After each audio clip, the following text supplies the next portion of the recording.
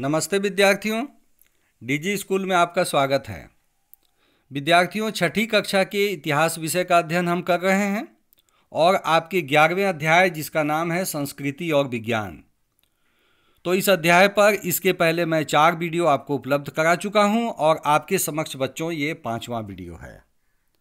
तो बच्चों, मैं पहले भी बता चुका हूं कि आपका जो ये चैप्टर है पेज नंबर 98 से लेकर 108 तक है, 98 to 108। तो बच्चों, अभी आपको पेज नंबर 103 पे फोकस करना है और आपको देखना है अजंता की चित्रकला। ठीक है, तो पेज नंबर 103 पे आप फोकस कीजिए और अब तक जो कुछ हम पढ़ चुके हैं 4 वीडियो के माध्यम से, तो उन चीज़ों को भी आप स्मरण में रखिए कि आपने अब तक क्या क्या पढ़ा है। तो बच्चों, जब हम ऐतिहासिक इमारतों की चर्चा करते हैं, अपने देश के मंदिरों और शिल्प के बारे में, आर्किटेक्चर के बारे में जब हम चर्चा करते हैं, तो अजंता और एलोरा को हम नहीं भूल सकते हैं। बच्चों, अजंता जो है वो महाराष्ट्र राज्य में है और अजंता की जो चित्रकला है और एलोरा की जो गुफाएं हैं और वहाँ की जो मूर्तियाँ हैं वो विश्व प्रसिद्ध हैं और ये वर्ल्ड हेरिटेज साइट के अंतर्गत आती है। यूनेस्को के द्वारा इनको भी वर्ल्ड हेरिटेज साइट के अंतर्गत शामिल किया गया है। तो चलिए बच्चों, हम लोग सीधे सीधे इस पेज पे फोकस करते हैं और देखते हैं कि यहाँ कौन कौन सी महत्वपूर्ण बातें हैं।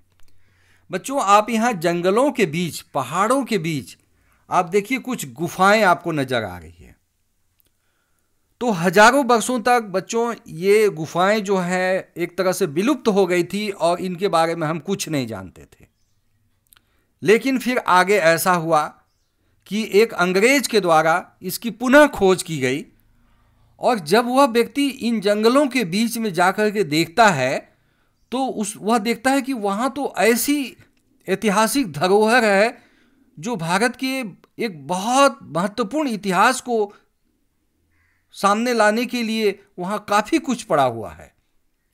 तो बच्चों, आप देख सकते हैं कि कितने घने जंगलों के बीच में गुफाएं नजर आ रही है और आप सोचिए कि ऐसी गुफाओं का निर्माण क्यों किया गया होगा और इन गुफाओं में इतने अंधेरे में कैसे बनाया गया होगा चित्र।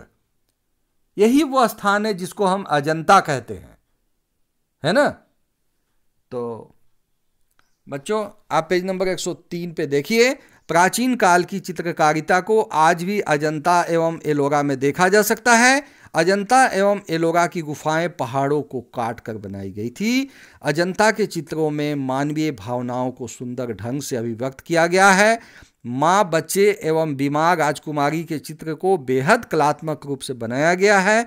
इसे गुप्त काल में तैयार किया गया है। मतलब आपने इसी छठी कक्षा में ही आपने पढ़ा है गुप्त काल के बारे में।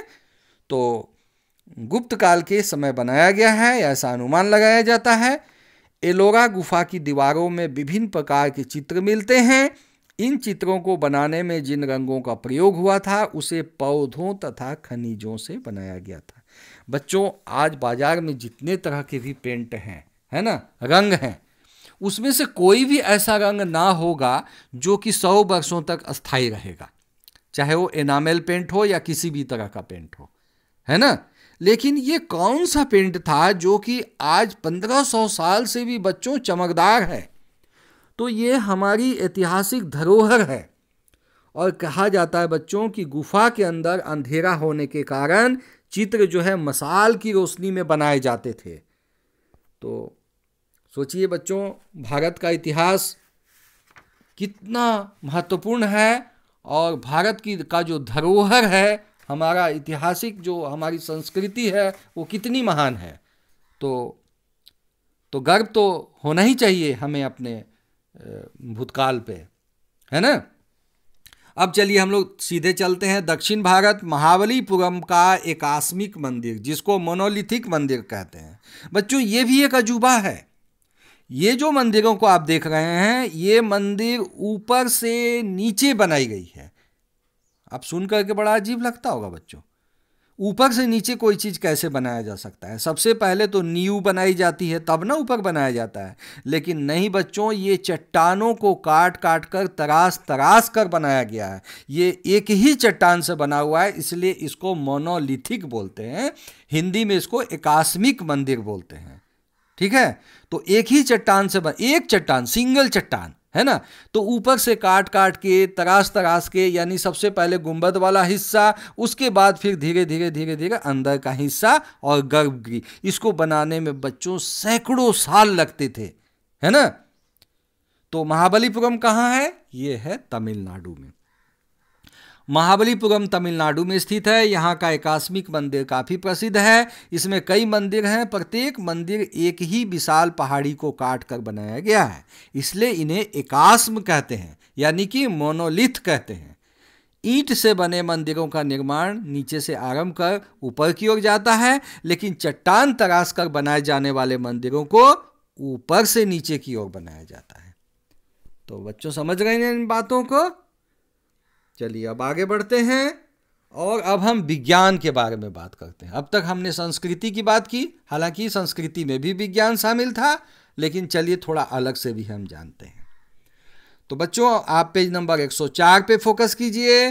प्राचीन काल में विज्ञान के क्षेत्र में काफ़ी प्रगति हुई है। उस काल के लोगों का गणित, खगोल शास्त्र, चिकित्सा शास्त्र एवं प्रौद्योगिकी के क्षेत्र में महत्वपूर्ण योगदान था। गणित तो समझते हैं बच्चों, मैथमेटिक्स, है ना। और ये खगोल शास्त्र क्या है? एस्ट्रोनॉमी, जो हम लोग दूर के जो तारे नक्षत्रों के बारे में, चांद सूरज के बारे में जो हम लोग ज्ञान प्राप्त करते हैं ना, वही है खगोल शास्त्र। बच्चों आगे है चिकित्सा शास्त्र, यानी मेडिकल साइंस, है ना। तो आपने आयुर्वेद का नाम तो जरूर सुना होगा। बहुत सारी ऐसी दवाइयां हैं जो आयुर्वेद की दवाइयां हैं, है ना, और जिससे जो है गंभीर से गंभीर बीमारी जो है वो जड़ से दूर हो जाती है। तो कि चिकित्सा शास्त्र में भारत की क्या स्थिति थी? और बच्चों प्रौद्योगिकी, यानी कि जिसको हम लोग टेक्नोलॉजी कहते हैं। अभी अभी आपने जिन मंदिरों को देखा, अभी एक मंदिर की तो मैंने चर्चा ही नहीं की बच्चों, वो महाराष्ट्र में है कैलाश मंदिर, है ना। वो तो एक बहुत बड़ी पहाड़ी को काट करके वो बनाया गया है, वो दुनिया का एक अजूबा ही है ना। उसको भी आप महाराष्ट्र का कैलाश मंदिर ऐसा कह के आप उसको यूट्यूब पे सर्च करिएगा और देखिएगा कि उसकी क्या विशेषता है। ठीक है, तो वो भी ऊपर से नीचे की ओर बनाई गई है बच्चों, और अनुमान लगाया जाता है कि उसको बनाने में हजारों साल लगे होंगे, है ना। तो हमारी टेक्नोलॉजी कितनी विकसित थी उस जमाने में, वो भी हम लोगों को समझना होगा। चलिए आगे देखते हैं। 6ठी सदी में आर्यभट्ट एक महान गणितज्ञ तथा खगोल शास्त्री थे। ठीक है, आपने आर्यभट्ट का नाम सुना है तो ठीक, नहीं तो अभी आप सुन लीजिए। उन्होंने आर्यभट्टियम नामक पुस्तक लिखी। गणित के क्षेत्र में शून्य एवं दशमलव पद्धति आर्यभट्ट की प्रमुख देन है। तो जो हम लोग शून्य कहते हैं ना बच्चों, मतलब हम लोग तो गिनती की शुरुआत 1 से करते हैं, लेकिन शून्य की ज़रूरत तो होती है बच्चों। बिना शून्य के काम नहीं चलता। हम 100 कैसे लिखेंगे, 10 कैसे लिखेंगे, 1000 कैसे लिखेंगे, है ना। तो हमारे पास 0 से लेकर 9 तक की संख्याएं होती है, उससे हम करोड़ों अरबों खरबों मतलब अनंत तक की संख्याओं को हम लिख सकते हैं। तो शून्य का आविष्कार जो है कहते हैं कि भारत में हुआ, है ना। तो गणित के क्षेत्र में शून्य एवं दशमलव पद्धति आर्यभट्ट की प्रमुख देन है। ग्रहों एवं तारों की स्थिति का पता लगाने वाले वे पहले प्रथम खगोल शास्त्री थे।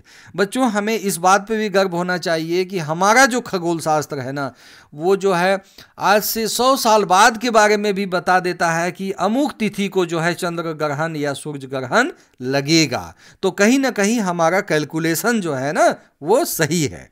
ठीक है, उन्होंने सूर्य एवं चंद्र ग्रहण के कारणों का वैज्ञानिक तर्क दिया। आर्यभट्ट ने पृथ्वी की परिधि को मापने की विधि दी। आज जो है हम लोग ये बताते हैं कि पृथ्वी की परिधि इतनी है, व्यास इतनी है, त्रिज्या इतनी है, तो ये सब हम मापने में बहुत पहले ही सक्षम हो गए थे। कब? 6ठी सदी में ही। बराहमिहिर ने सबसे पहले बताया कि चंद्रमा पृथ्वी का चक्कर लगाता है एवं पृथ्वी सूर्य का। तो एक और नाम देखिए बच्चों, बराहमिहिर, है ना। इन्होंने त्रिभुज का क्षेत्रफल ज्ञात करने के लिए सूत्र दिए। तो यहाँ बच्चों बहुत मोटे तौर पे बातें हैं, लेकिन जब डेप्थ में आप जाएंगे ना, गहराई में आप जाएंगे, तो आप देखेंगे कि ये चीज़ें बहुत महत्वपूर्ण हैं और इस पर बहुत कुछ लिखा गया है और बहुत कुछ इस पर रिसर्च भी हुआ है ना। तो अन्य गणितज्ञों ने भी गणित के कई सूत्र दिए। ऐसे लोगों में श्रीधराचार्य, भास्कराचार्य, आपस्तंभ तथा बौधायन का नाम लिया जा सकता है। बौधायन ने बौधायन सुलभ सूत्र का संकलन किया था। इसमें पाइथागोरियन त्रिक के कई उदाहरण हैं। तो बच्चों आप पाइथागोरस थ्योरम वगैरह थोड़ा बहुत पढ़े हैं इसी साल, और आगे की कक्षाओं में भी आप बहुत कुछ पढ़ेंगे, है ना। तो आगे आप देखिए, यहाँ पे त्रिभुज के बारे में जो है आपको कई बातें बताई गई है आपके चैप्टर में। तो पेज नंबर 105 में आप देख लीजिएगा। तो खैर चलिए, प्राचीन काल में विज्ञान के क्षेत्र में काफ़ी प्रगति हुई थी। लोग स्टील बनाने की कला से परिचित थे। दिल्ली में कुतुब मीनार परिसर खड़ा लौह स्तंभ इसका प्रमाण है। मैंने पहले ही बताया बच्चों। तो दिल्ली कुतुब मीनार कैंपस में जो लौह स्तंभ है, जो आयरन पिलर है, वो बताता है कि मेटलर्जी के क्षेत्र में हम कितना आगे थे। एक ऐसा लोहा बनाने में हम सक्षम थे जिसमें जंग नहीं लगता। लेकिन आज विज्ञान इतना एडवांस है, लेकिन फिर भी हम कोई ऐसा लोहा नहीं बना पा रहे हैं जिसमें कि जंग ना लगे। बात समझ गए बच्चों। तो इस स्तंभ में आज तक जंग नहीं लगा। चिकित्सा शास्त्र में चरक एवं सुश्रुत का नाम प्रमुखता से लिया जाता है। सुश्रुत भारतीय शल्य चिकित्सा के जनक माने जाते हैं, जबकि चरक का संबंध आयुर्वेद से है। इन दोनों के द्वारा लिखे गए ग्रंथ क्रमशः चरक संहिता एवं सुश्रुत संहिता हैं। अथर्ववेद में कई रोगों एवं उसके इलाज का वर्णन है।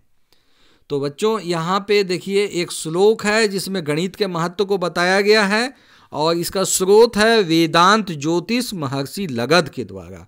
यथा शिखा मयूराणाम नागानम मणियो यथा तद्वद वेदांग शास्त्राणाम गणितम मूर्धनि वर्तते। माने गणित शब्द का नाम आया। जिस तरह से मोर की शिखा होती है, नागों में मणि का स्थान है, वैसे ही वेदांत और शास्त्रों में गणित का स्थान मूर्धन्य यानी कि सर्वोच्च है। तो बच्चों कई बातें अभी आप छठी कक्षा में इसके महत्व को नहीं समझ पाएंगे, लेकिन जैसे जैसे आप उच्च कक्षाओं में जाएंगे तो इतिहास के बारे में आपका नॉलेज और ज़्यादा स्पष्ट होगा और कई बातों को आप जानने में सक्षम भी होंगे। तो बच्चों अब तक मैंने आपको 5 वीडियो उपलब्ध करवा दिए। बच्चों एक वीडियो और भी मैं कोशिश करूंगा आपको उपलब्ध करवाने के लिए। और इसके अलावा बच्चों झारखंड की जो स्थापत्य कला है उसके बारे में पेज नंबर 106 में है, उसमें भी आप देखिएगा। तो उसमें कुछ बहुत अच्छी चीज़ें हैं, उसमें कुछ प्राचीन चीज़ें भी हैं, कुछ नई चीज़ें भी हैं। तो इस वीडियो को तो बच्चों मैं यहीं पे समाप्त कर रहा हूँ, और एक वीडियो और मैं उपलब्ध करवाऊँगा संस्कृति एवं विज्ञान पे, जिसमें मैं प्रश्नोत्तरों को शामिल करने की कोशिश करूँगा। तो ठीक है बच्चों, आप इतिहास विषय के प्रति रुचि इस प्रकार से बनाए रखिए और टेक्स्ट बुक को जरूर पढ़िए और ज़रूरी बातों को आप नोट करते जाइए, अन्यथा भूल जाएंगे। तो ठीक है बच्चों, जय हिंद बच्चों।